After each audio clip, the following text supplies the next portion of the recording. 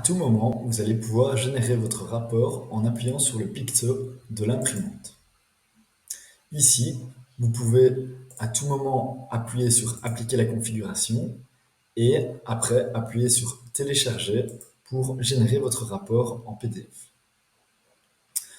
Avant tout ça, vous allez pouvoir personnaliser votre rapport via les trois menus Paramètres du rapport, Commentaires généraux et Contenu du rapport. Dans l'écran Paramètres du rapport, cela va vous permettre d'éventuellement ajouter votre logo dans la page de garde de votre rapport, comme je le vois ici contre. Par ailleurs, vous pouvez modifier la couleur de votre rapport, ici en sélectionnant une autre couleur, ou même en mettant le code couleur que vous avez. Si vous bénéficiez du Confort Pack, vous allez pouvoir mettre votre logo et choisir votre couleur par défaut via le bouton Confort Pack. Ensuite, ici, je peux modifier le nom de mon rapport qui apparaîtra à la première page. Donc là, actuellement, j'ai plan financier qui apparaît. Si je note plan financier constitution et que j'appuie après sur appliquer la configuration, j'aurai désormais plan financier constitution et je retrouverai bien la couleur jaune que j'ai sélectionnée auparavant comme trame de fond de mon rapport. Ensuite, ici j'ai trois options supplémentaires qui me permettent d'afficher le nom de ma société en pied de page ou pas, d'afficher la date de mon rapport en pied de page ou pas, et d'avoir un filigrane sur mes impressions. Donc là, actuellement, par exemple, j'ai un filigrane Anatest qui apparaît partout, et en pied de page, je vais peut-être zoomer pour que ça soit plus visible, il est seulement écrit Anna. En mettant les sélections opposées et en réappuyant sur Appliquer la configuration, je vois désormais qu'en pied de page, il est marqué que cette étude a été réalisée par le client Anne et il est également marqué la date du jour de génération de mon rapport. Par ailleurs, je ne vois plus le filigrane test qui apparaissait auparavant. Ensuite, via les commentaires généraux, je vais pouvoir ajouter des commentaires d'introduction et ou des commentaires de conclusion. Donc pour ce faire, j'appuie ici sur Ajouter et j'écris tout ce que je veux.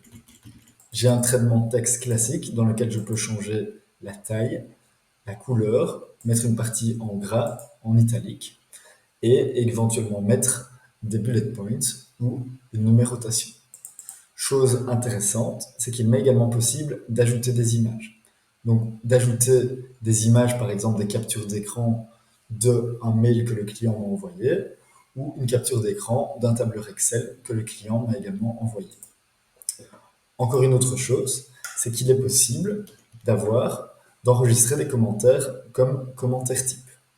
L'avantage lorsque vous enregistrez un commentaire comme commentaire type, c'est que vous pourrez le retrouver dans l'ensemble de vos dossiers via le menu ici.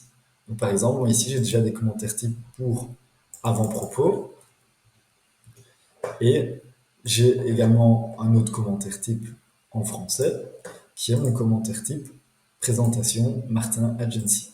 Et donc là ici j'ai le choix de rajouter deux commentaires d'introduction. Et donc même chose pour les conclusions. Je peux bien sûr déplacer l'ordre de mes commentaires. Via le troisième sous-menu contenu du rapport, je vais avoir l'option soit de sélectionner des templates prédéfinis d'impression, donc par exemple de choisir le template Google Test de liquidité, ou constitution de données, et ainsi de suite. Et si je bénéficie du Confort Pack, je pourrais également enregistrer des templates et donc créer mes propres templates.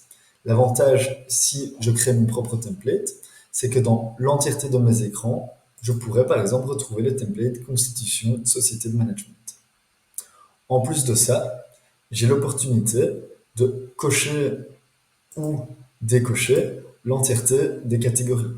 Et donc je peux aussi déplacer les catégories entre elles en maintenant le clic gauche de ma souris et je peux également, au sein d'une même catégorie, déplacer les éléments, cocher certains éléments ou décocher d'autres éléments.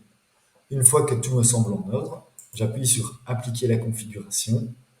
J'ai ici à droite une prévisualisation de mon rapport et je peux finalement le télécharger et générer le PDF qui sera le livrable que je transmettrai à mon client et que le client pourra remettre à ses différents partenaires, que ce soit le notaire, la banque ou encore un conseil d'administration.